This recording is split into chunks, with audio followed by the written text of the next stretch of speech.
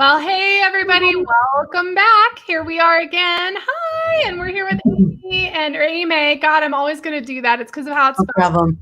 Oh, I'm going to screw it up. But anyways, we are here with Aimee Cartier, and I'm very excited about this. So for everybody who's joining in, this is our One Heart, One Earth Global Awakening event for November of 2020. And we are raising this vibration, and it has been awesome because I was live all day Saturday. I've been live since 8 o'clock this morning, and I feel like it's been 5 minutes. I mean, that's how you know that something is awesome, because I just love it and I feel joyful.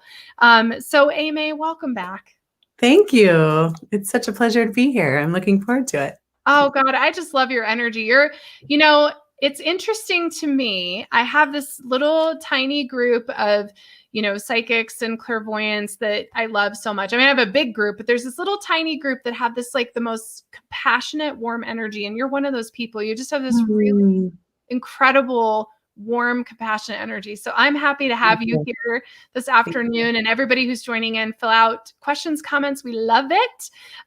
Aimee, tell everyone about you who doesn't know about you that's new. Okay. I'm a psychic. I do readings, obviously. And I've been doing that for well over a decade now. I kind of lose track after a bit. I wonder how long I've been saying a decade, but anyway, somewhere around there, I've been doing readings. So that's who I am. And that's one of the things I do. And somewhere along the line, several years ago, I also founded something called Intuition University. And I have two sections of that. Intuition University, and underneath that I do private training, 6-month private training for people who are really ready to take their personal intuition to the next level. A lot of times this is somebody who really wants it dialed to the utmost and has very specific goals or uses it in their life. A lot of influencers, people like that, some that are already intuitive, everybody is intuitive, but who already feel like they're dialing that, but they want the practices and precise things that will help them take it to the next level. So that's my private program. And then I also do something called Own Your Intuition. And that's the topic of that we're talking about today.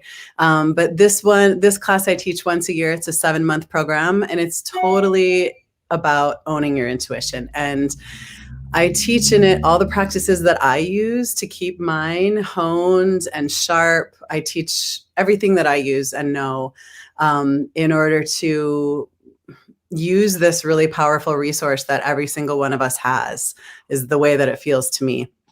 And then the other piece of that is I have something called Empath Intuition University. And that's a program that I do twice a year, and it's just for empaths. So empaths are people that feel other people's emotions, sensations inside their own skin as though it's happening to them. It's a really specific skill set, and it can be super overwhelming just to be empathic, especially right now in the world. But, it's always been super overwhelming if you don't know how to control your abilities. So, several years ago, after I had founded already my Intuition University, I was doing a lot of speaking, and it was like empaths were coming out of the woodwork, like, help, how do I deal with myself and dial my sensitivity? So that's what prompted me to found the section called Empath Intuition University. It's a 4-month or a 7-month program. It's the exact same program, but in the fall, I do it for 4 months, and we meet every week on the phone. The last one started last week. So we have our second class today. And sometimes I have people sneak in to the second class and start there because we record all of our sessions. So just saying that if there's somebody listening now that's like, I really want to do that. Oh my gosh, I need to dial my abilities. Anyway, you can look it up on my website. But and then sometime the beginning of the calendar year, I start my next one, and it's 7 months. We meet every other week on the phone and learn all the skills that we need to, one, manage our sensitivities, because that's the first thing that we have to learn, how to control our abilities so that we're not just completely swamped by what we're picking up all the time. And then we move to some of the, I think, lovely things about being empathic. Like we finish with practical uses. There's a lot of really good and lovely things about being empathic. And there's a lot of ways that you can use it to make the world a better place. And especially once you know how to dial it and manage your own abilities yourself, then you can do this on demand as you like, whenever you want. So and I guess I should say also that I'm the author of this book, Getting Answers. It's over here. Getting Answers, Using Your Intuition to Discover Your Best Life. Everything I do is motivated by this real belief that I have that we're all have so many skills and that our intuition is a resource that each and every one of us has, and that it's intended to guide our life to flourishing. And it's available to us right now, anytime. And then, specifically, I actually feel, whether it's my empath work or it's just intuition in general, I really feel that people that are in touch with their own intuition or they understand how to dial their empathic ability have such an ability to add positively to this world. And I really feel that's super important to me. And I feel like, we need this. We always need this, but we really need right now people that are dialed into understanding their own intuition and their empathic sensibilities, because I honestly feel like that's where the solutions are going to come from moving forward. We're in the process of making all kinds of new and different changes moving forward. And every single person that understands their own innate power is just, it's so good. It makes me so happy. So, oh my God, it makes me happy hearing you describe it, because it's so true. And I have a question for you. Do you think that for empaths and intuitives and all of us that are sensitive, do you think this year is harder, or do you think it's really the same? No, I think, go ahead. No, go ahead. I think it's harder. I really do. And one of the things, especially for empathic people, I think it's harder for everybody, honestly, but because one thing that is true about empaths is they will feel things. They don't necessarily have to be in contact with someone. So when there are thousands of people experiencing something, an empath can be standing in their own living room or in my studio where I am right now and be picking up the vibration of what is happening really, really strongly. So it's one of the confusing things about being empathic, because you're like, wait, why am I feeling this way? Like, I'm here by myself sometimes if there's a huge amount of people feeling things. And this year, it's like the whole globe is literally having one kind of stressful experience after another. And so especially for an empathic person, it's so hard to be able to create space so that you can continue to check in with yourself. You might be totally fine. And if you're awash in the emotion of the fear everywhere or all kinds of different things, then it's just harder. It feels harder to me. And then the other thing is, there's a certain stress cycles that happened that are just like related to being a human and having a human body. And I feel like I learned not too long ago that after, about 6 months in, there's something, there's a name for it. I can't remember. Oh, I think it's called the disillusionment phase that we're all in right now, of like, it happens, during wartime, things like that, hurricanes, things like that, where the body is under a lot of stress. About 6 months in, all of a sudden, it just sort of feels like it starts to crumble. Like even people who are normally really resilient feel that intensity and feel this kind of like, what next? And how are we going to move forward? And what is there? So whether you're empathic or not, I feel like we're all affected by that, with, starting with the pandemic and then just adding on to that on a monthly or weekly basis, depending on the time period we're talking about. So. Yeah. Well, and I know there's whole books you've written and courses you teach and stuff out there all about this question. But my question is, what are you doing to clear? Because I agree. I think it's harder. And I feel like I'm like always clearing my energy. And even when I am clearing my energy, I mean, I was angry yesterday. I get frustrated. I check my social media. And to be clear, I'm not on Facebook. I'm only on social media for this platform. And yet you still get on because you're checking things. And immediately it's a flare up of energy. And it's not impossible to manage, but it's hard. Like, what are you doing to manage your energy right now? Yeah, it is hard. Two things. I mean, I feel like the first thing is just acknowledging a softness that you have to have with yourself. Like, it is really impossible to be human, literally impossible to be human and not experience emotions like fear, sadness, anger, all these things. So I always feel like that's a starting place of like, hey, you know what? You're human and you're bound to feel like this. Like, let's just be honest and real about this, no matter what. And during times like stress like this, it's so important to be extra gentle with yourself and just be like, okay, this is what I'm feeling today. So one of the things along with that, I feel like a vital thing is literally accepting. I mean, it doesn't mean that you know, obviously you still try to control your actions and how that ripples out in the best way that you absolutely can. But one of the things I feel like is just that I do innately, I think, is just a natural acceptance of like, wow, I'm feeling really angry today, or I'm feeling really sad today, or whatever. And I just allow myself in a safe place, you know, meaning like I'm not taking it out on other people. I'm, as much as possible, obviously we all get grumpy and do those kinds of things. But I really allow myself to have whatever experience I'm having. That's the first thing I do. And then clearing your energy, it only goes so far unless you're, or I guess I feel like for me, it's a two-step process, clearing energy and then creating a natural boundary around yourself. And if you don't do that, then you can clear, but like 2 seconds later, it's going to be coming right back in again. So I'm hyper vigilant about my energetic boundaries. And I put multiple layers on them when like intensity is happening. And then I also just own whatever I am feeling of like, wow, this is really rough for me today. And then I respond to those,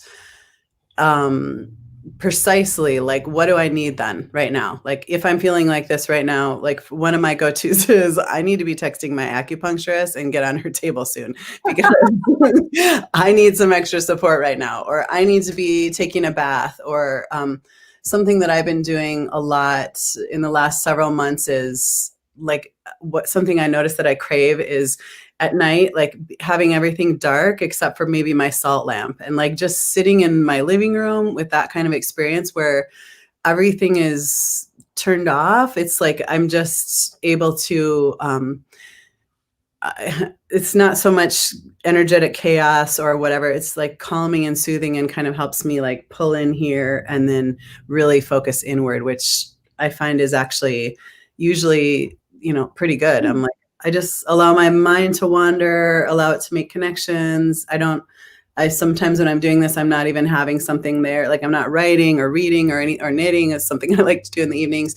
I'm just sitting and allowing whatever percolates to percolate. And it feels like a really big reset to sit in the dark, or maybe with candles or a salt lamp, something like that. So that's something I've been turning to a lot when I feel like, whoa, it is so crazy out there, in here maybe too. And what am I going to do about it? Yeah, I love that. Yeah, my bathtub's been my savior. And I actually found these salt lamp. They're not a lamp. It's like candle holders made out of the same like salt stuff as what's over here. I guess I'm on backwards. Totally. So yeah. So anyways, so I light those and I do the same thing. I like get my big Epsom salt bath and I like look at those glowing salt rocks or whatever they are, I guess. And just stare off. So I'm the same way. It's almost like there's so much electricity energetically in the air between the thoughts that are running all around the ethers and the actual EMFs and the emotions and everything. The sitting in the dark thing, it's kind of like, it's almost like you have to stop all the stimulation. It's like there's way too much stimulation. Totally. And we're really, right, this is not the case in years past. I actually heard, it was my acupuncturist actually that mentioned a long time ago, it's just something that she struck me of many years ago, like say 200 years ago, it was the seeking of information that we always needed. That was the thing that we were needing to move toward. And we had plenty of silence and darkness, or sitting quietly by the fire, or not doing anything, or walking in nature, or whatever, all these kinds of things. And now what we need is the seeking of the quiet, the not, and it's about the quiet, but it's also just the amount of input that we have as human beings who, if you're on the internet, you're the amount of input, sheer input that we have in every single day is like beyond charts compared to what it used to be. So, and it's not something we leave a lot of space for in our culture. We don't have these built in things of, it's okay to be silent. It's okay to be not busy. It's okay to be calm. It's okay to do nothing. Those things are, we're kind of taught in our culture that you got to be busy. You got to, if you're going to get this, you got to be busy. You got to do all these things. And we have we make, as a whole, very little space for this. And it's precisely where we are in this moment in time in history of 2020, and all of the, I can video call my cousin in France and have a conversation with her while I'm doing my dishes and see her and her family, and, same kinds of things. Like the amount of input that we get on a moment to moment basis is over the top. So I feel like the times for silence and the making space for the nothing are just so vital, and especially during these time periods. Yep, I agree. And, it's funny because I just got this kitty who's climbing all over my microphone right now and being crazy. But to sit and pet her, I had no idea how much I needed that. And I'm actually pretty good. I mean, I'm pretty balanced about being quiet and getting in nature and those things. I'm pretty disciplined. But at the same time, I was like, man, I really do just need to sit. And so it's been just a joy to sit and pet the kitty and be like, I don't have to do anything or think anything and just listen to her purr. I mean, there really is something about that. And you're right, we don't give ourselves space. And I'm going to guess, I mean, from what I've seen with my clients, and I'm asking you, because I think you probably have seen the same thing, is it seems like it's pretty obvious where you've been distracting yourself at this point. Like after being, in our homes and having our world become smaller in some way, it's like, oh, I didn't think I had time to do X, or wow, I was driving around for 3 hours a day to do these things that now that time's free. It just seems like it's pretty clear if you're looking like where you're being where you're distracting your own self. Totally. I mean, there's an app on on my phone and even on my computer that tells me how much time I've spent online. Yeah. I just saw mine 2 days ago and I was like, oh my God, that's what I did for 3 hours a day last week. I mean, I know that maybe circumstances were different with election and things, but I'm like, that's unacceptable. That's like a lot of my time that went to that particular thing. So, anyway, it's easy to see what is taking our time, or what we're putting it to, even maybe without noticing.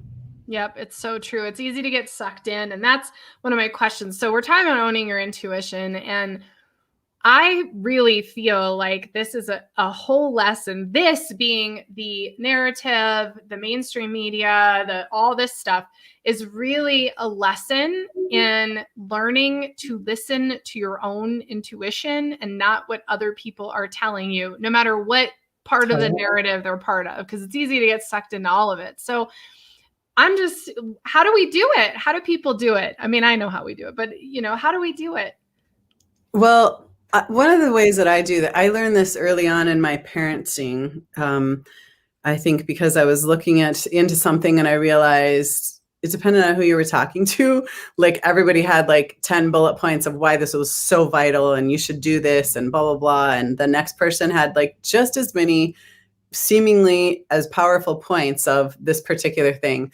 And so it's kind of how I feel we're at the same place right now with the world and the input of information of like, it just depends on who you're, who is doing the talking, what they're going to say. And so because I feel this so much all the time of like, I notice again and again, I find myself being like, I need to, before I'm listening, before I'm listening as much as possible. Sometimes I'm hearing this or that or whatever beforehand, but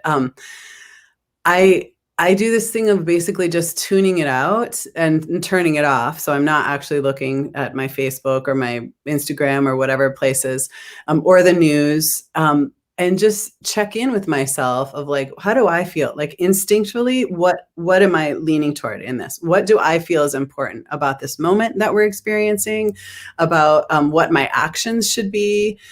For example, about what do I value? And as such, then how do I move forward? So I feel like it takes a lot of, one, again, turning off the stimulus, and then also looking inside. And it sort of feels like a lot of internal dialogue of like, well, what is important to me about this moment in history? There's just so many pivotal moments in history that we have all been living through over the last, 6 to 9 months in our lives. And I feel like each one of them has the potential to, like, I've been thinking a lot about the awakening theme of our event this week, and each one of them has the possibility to awaken us to a lot of different things. And I am becoming awake to things, and so are many other people. So the way that I do it is just kind of check in of like, what is this moment about right now for me? Like maybe something is happening, in Minneapolis or wherever things are going on, that there's an intensity that my mind is looking at and so many other people's are. But I need to figure out, what does it mean for me? What do I need to know here? What is important for me? And also, whatever this is happening, whether it's an election, a pandemic, the rampant racism that we're understanding is real. Whatever the subject is, I continue to look back to see, what am I going to do about this now? I might have vital information that I didn't have before. And now it's important for me to know, wow, as a white woman, I lived for a long time not understanding how big of a problem racism was. That is the reality of many, many people in this country. Now I can't look away. I can't not know that. So the point is, for me, again and again, I think, what do I do then? Like, what is important for me as Aimee Cartier, where I live, what I do, the people that I live with, what am I going to do about it? So does that answer your question? Yeah. And it's so exactly like right where so many of us are at. Right. And we talked about it earlier on an earlier show today about your call to action. What do you do with the information? So I love your question. That's like such a great question, is what does this mean for me right now? Because I know for me, kind of similar to what you're talking about, I've never voted, never cared, never really got engaged. And I realized, this year was the first time I was like, I think I probably want to know what's going on here, and really looked behind the scenes at all of this stuff. And what I realized was, this wasn't about me becoming political. This is really just about me awakening to the reality that I'm a human being and I can't just operate in the ethereal realm. Like there is a need for me to ground into this world. And I had to stop and say, because this, obviously what's going on is very wild and crazy and stressful and who knows what's what. And I think where I've come to is this really isn't about the big picture for me. For me, it's about, what am I going to do? How am I going to engage locally? Where do I even want to live? I mean, that's actually a question I've had, is like, well, where are we going to live that shares the same values as my husband and I and our family? And so it's been an interesting year, because I think, just like you were talking about racism, it's the same thing with me with politics in general. It's like, well, does it really matter? Yeah, it actually really does affect our daily life. And this was an awakening for me to see that. But it's just, part of it, right? It's just part of the bigger picture. It really is. And I'm never going to say this person's handle correctly. So I'm just going to say 333, but she said, I've always had good intuition. It saved my butt quite a few times. Laugh out loud. For sure. And I'd like to invite the audience, if you guys have any questions for Aimee or for me, or shares or stories about your own, I'd love to hear what you're struggling with as an empath and a clairvoyant and a healer right now, because we're all struggling and we're here to help support you. That's part of what this whole event is about, is so that we can support each other. And Aimee, what are some tools and tricks? What are some things you can tell people if they're saying, I know I'm intuitive, but I don't really trust it? Like, what can they do? I want to answer that, but first I want to make a tiny little comment about, I loved what you said about that it comes down to you and what can you do again. And I just feel like, as part of this bigger awakening, I think it seems like the narrative again and again, no matter who you are, no matter what spiritual frame you're looking at, no matter what political frame, no matter what different things, is that what I see again and again, and a shift that's happening, is we're moving away from this, I think of it as kind of like the hero story of this time period, where we always think it was like the one person. It's like monument. It's like the Star Wars film, like there's one, it's the one, and that one has all these magical powers and can like shift everything. And of course there, I believe in the power of one, absolute, like a person, each of us. But I also feel like what we're each discovering in different ways, whether it's voting or racism or whatever, all the different things, is that it actually comes down to who we are and the choices that we're making and how we're showing up in ourselves, in our families, and in our communities that are providing the answers for this time, more than any other thing, or even a looking to a person to solve the problem or make the issues, or stand, somebody that holds our flag that we can stand behind. I think it's even more important to be looking at what we're doing. So as a piece of that, when I'm talking about intuition, one of the places that I often like to start is, there are some confusing things about it. Some things that people generally like, one of the reasons why they toss it aside. And sometimes I like to start there, because I feel like it's, once you understand a little bit of the framework of what it is and how it works, then it's not so easy to toss aside. I like to define it. First of all, what is intuition? And to me, it looks like it's communication from your own highest self. We all have them. We all have a highest self, like the wisest part of you that has been around for more than however many years you are right now, however you look in this time period, who knows a lot more than you may think you know, or your benevolent guides, ethereal guides. Again, this is something that we all have, whether you're aware or not. And it's designed to, this communication is designed to lead you to the best path, like the best one. But some of the confusing aspects of it are it's generally subtle. So it's not going to be like booming voice from the sky, Aimee, do this, or, or like this is the way, feeling like somebody is physically pointing you on the path, etc. It's subtle. It happens generally, using your mind is one of the ways that it comes in. It's soft. It's gentle. It's usually calm. It's calm or emotionless in tone, like either peaceful or emotionless in tone. It doesn't shout at you. Shouting at you is what fear does. It's like, don't do that. Do not do that. All these bad things are going to happen if you go this way, if you do this thing. Intuition is almost the exact opposite of that. It's like, hey, I got an idea. Have you ever thought of? And then it's up to you to be like, oh, interesting. Oh, okay. Then kind of move forward with it. So that's one of the things that I find usually stops people of, we're all expecting, or maybe we'd like this like really strong message or moment. And it's generally not like that. It's like, hey, try this, or something pops into your head that you're like, oh, maybe we should do this or try that, or maybe that would be a good idea to solve this problem. Maybe I should look into that, things like that.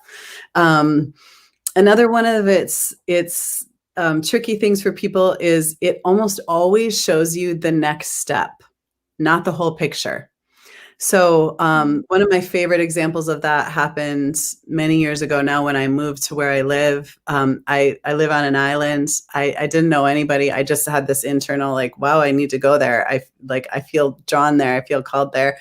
So I went and I was driving by this through the town and I saw this restaurant and they were having a band and I was like, oh, I need to go there tonight. I just had this internal feeling I need to go there tonight. I didn't know anything about what was going to happen there. I just knew, oh, the next step is go to this place at 8 p.m. It looks like they're having a band playing. What ended up happening that night is I met somebody who was like, hey, I need a house sitter. Can you house sit for me? Right at the time my lease was up where I was living somewhere else. All of these things, she let me store my belongings in her garage until I found a place to live. I mean, like, so many good things happened from that moment. This island where I live is the place where I met my husband, where he had been living even before me getting here. So there's so many good things that happen and so much trajectory on that road. But in that moment, I wasn't given any of that information. I was given the information of go here tonight, 8 p.m. It's now 1 p.m. Like, figure out how to get there tonight. So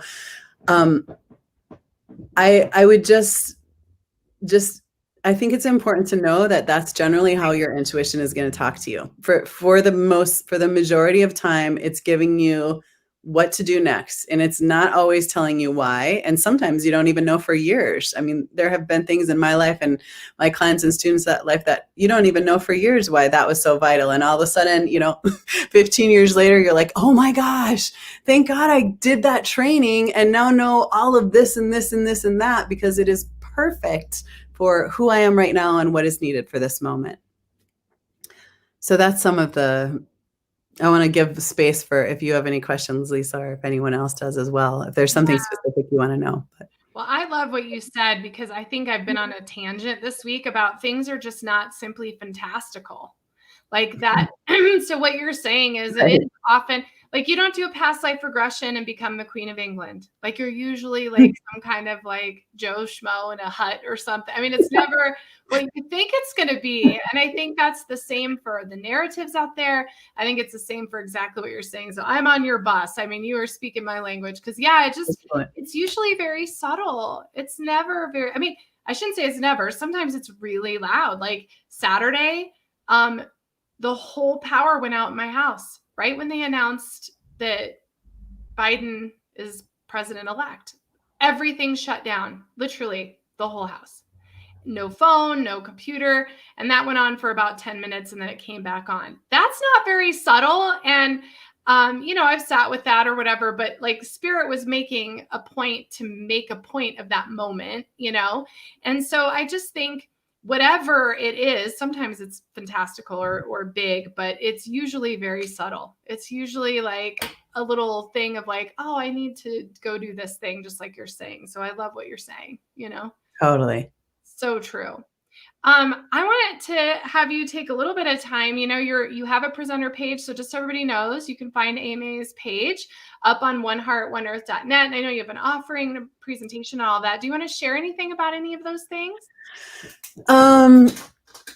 Yeah, I would say especially if you're interested in the intuition piece, and that what I have on that page is a whole talk about intuition and owning it. And I go into more detail about the subtle or some of its characteristics and what it's good for and why it's so vital to look at it and to own it and to trust it and how it really belongs to all of us, really, truly. So that's kind of what you'll find there. I also have an offering of the beginning chapters of my book. You can check it out and, download that for free. Look into that. I think that's all I have to say particularly about that. Well, that's okay. What's your thought on the theme? Remember who you are. Like, what do you think about that these days? Yeah. Well, I really feel, for me, it feels really related, and maybe it's just because of what I do, but it feels really related to this intuition piece. It was a student of mine many years ago that after doing my own Your Intuition course said to me, I feel like I've been re-given something that I already owned. And So when I think of remembering who you are, to me, it's really related to this extra sense that we all have. This, some call it a sixth sense, beyond the regular five, that is something that each of us owns, that is, like I've said already a couple times, of like intended to give us information beyond our brain's capacity to know. That's another characteristic of your intuition. You'll know, just last week, my son is highly allergic to sugar. Like he cannot have any sugar.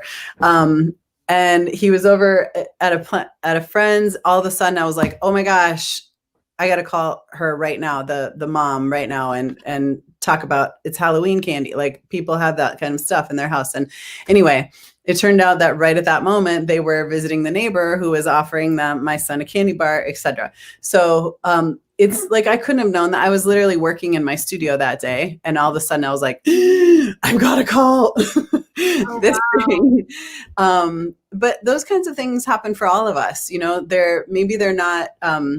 Maybe your son is allergic to sugar, so this specific thing is not happening. But it's the insight to call somebody. It's the insight that you're thinking of someone, and all of a sudden they call. It's the feeling of, oh, I need to look into this, or this is popping up and I need to look into it. Or it's I've had ones, like, I still remember the last time I saw my grandmother. It was the Christmas before it was sometime this time of year. And I remember knowing I need to go back to Minnesota. That's where I grew up. Because this is going to be the last time I'm going to see my grandmother. And I was sitting in my living room when this happened, when I was thinking of this. I was thinking of the holidays, and I was like, oh, I absolutely, many years ago, I started boycotting going to Minnesota for Christmas because I do not like the weather, and that is why I left there to begin with.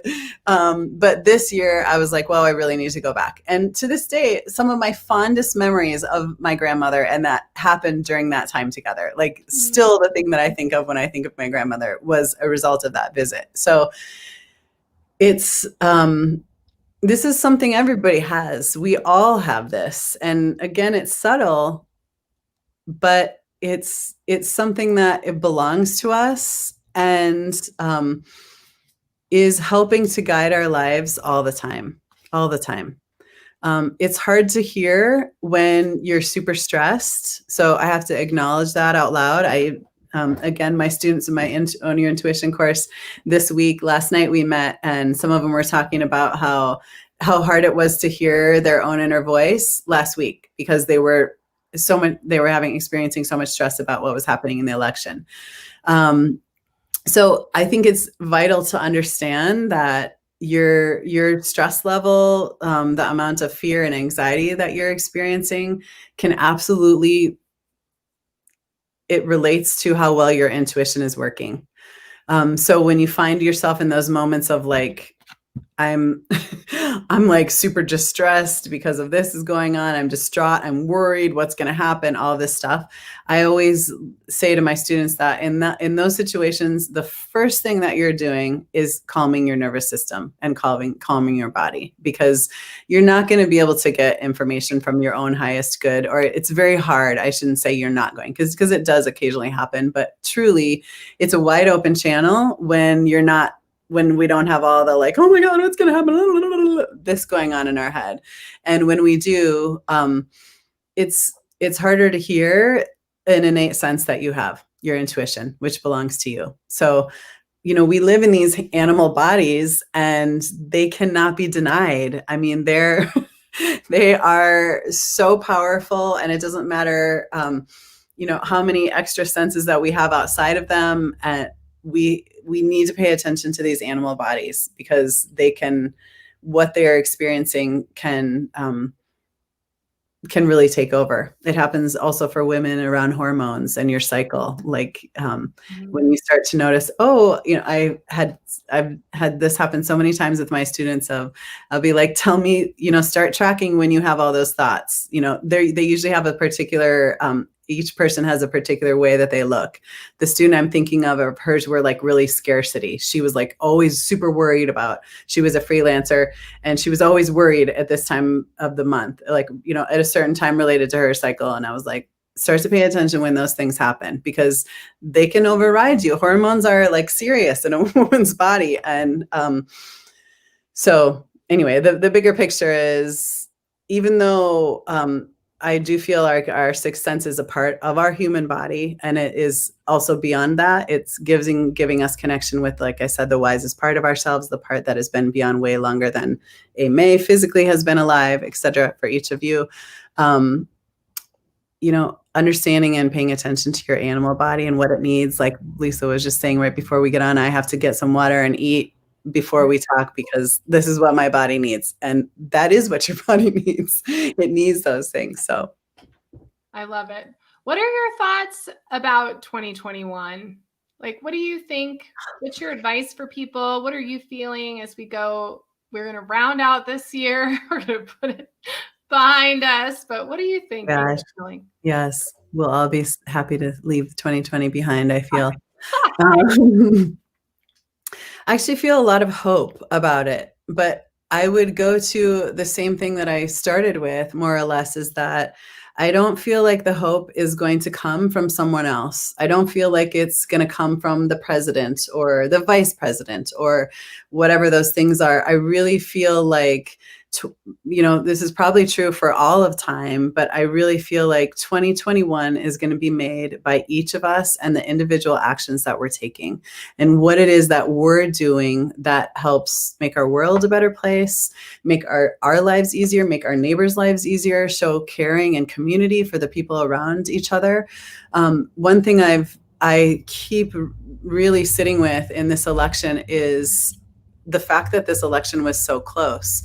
This is its own awakening for me in many levels. And I feel like what it brings to me is curiosity. I'm like, for me, it's so clear what way I wanted it to go. I'm like, what is going on here? Like, I would really like to understand what is happening in the minds of the people who voted a different way than I did. I want to know, like, you know, what's going on. And I feel like a big piece of that, what happens as a result, then conversations, then understanding, really, I find myself sitting after this tumultuous election with a lot of curiosity, which is a different place than I was prior to this moment in time. So again, to me, it feels like yet another awakening. And this is like my own personal piece of like, wow, there's something here that we need to get to the bottom of. There's something that feels really strong for other people. And I need to understand that. And I need to figure out how we can all build together, because that feels really vital and important to me, that we're all included, that we're, you know, people that need access to things that don't have it are thought of and cared for, and solutions are made to bring about different changes, things like that. I'm kind of rambling on my own thing here, but it just I feel like 2021 is really going to come down again to, what choices are you making? What choices are you doing for you? What choices are you doing for your friends and beloveds and family? Whether that means, you know, being a good friend is a vital soul plan and path. It's not Star Wars, you know, it's not the one and the person who can levitate all the things and all of that, but it is an absolutely vital way to extend a life force of a time on Earth. And I feel like the whole picture for me looks again and again, 2021 and going forward, about what choices are each of us making within that frame, and how are we offering and helping to understand one another and communicating and really getting to finding solutions for the many challenges that we're experiencing as a society as a whole. So I feel like it's hopeful. And I feel like if we can each continue to focus on like, what is it? What do I need? What can I offer? How can I help myself, my community, my family? Then we're building, you know, I think of it kind of like ripples, waves in in a pond of like, maybe at first it just looks like, how can I manage my own mental health right now? I'm being driven crazy by myself, my family, these situations, to I feel better. I'm noticing my family's better. I'm helping them. I'm helping figuring out to them, to how can I offer in my community? What can happen? Each of, even like, how can I understand my neighbors who have very different political views than I do, for example? All of this ripples out to start to make solutions for big questions that we're collectively as a society are up right now in this time period in history for us. That is so well put. I love it. And I love what you're saying about curiosity. I think that's such a high vibrational way to look at this right now, is let's just all be curious about what each other thinks and feels, and curious to gain understanding, and to give everyone space to be their own person. I think that's really huge. So, so great. I just love you so much. I hope you're going to be back next year with me. And do you want to share your websites and everything so folks know how to get a hold of you? Sure. It's my name, aimeecartier.com. You can also get there by going to spreadingblessings.com. I should also say I have an empath tonight at East West Bookshop, which is a beloved bookshop in Seattle. Every month I do an Understanding Your Empathic Ability workshop. It's via Zoom. It's $15, and I have that. If you're empathic and you want tools now, you can do that. But you have to go. Actually, you can find it on my website through my speaking and events page, or you can go to East West Bookshop. But it's AIMEECARTIER. I think it's somewhere on our things here. It's here. Okay. It's also on Aimee's presenter page as well. Perfect. And it's the same handle for Instagram. And actually, I think my Facebook is Intuition University. You can find it that way. But I'm all the spots. No, I'm hardly ever on Twitter. Yeah, I just joined to stream this show because I wanted to get it on there, but I'm not a fan of the messaging on there, so I'm trying not to really look at that. But we're on there, so that's important. Oh my gosh. Well, thank you so much, Aimee. I just love you, and everybody who's watching, I love you too. And we're going to be back in 10 minutes with Esha Estar, and she's going to be talking about holy badass living. She's got a great story, so I'm pretty excited about it. So thank you so much, Aimee, and thank you to everybody, and we'll see you momentarily. Take care, everyone. Bye.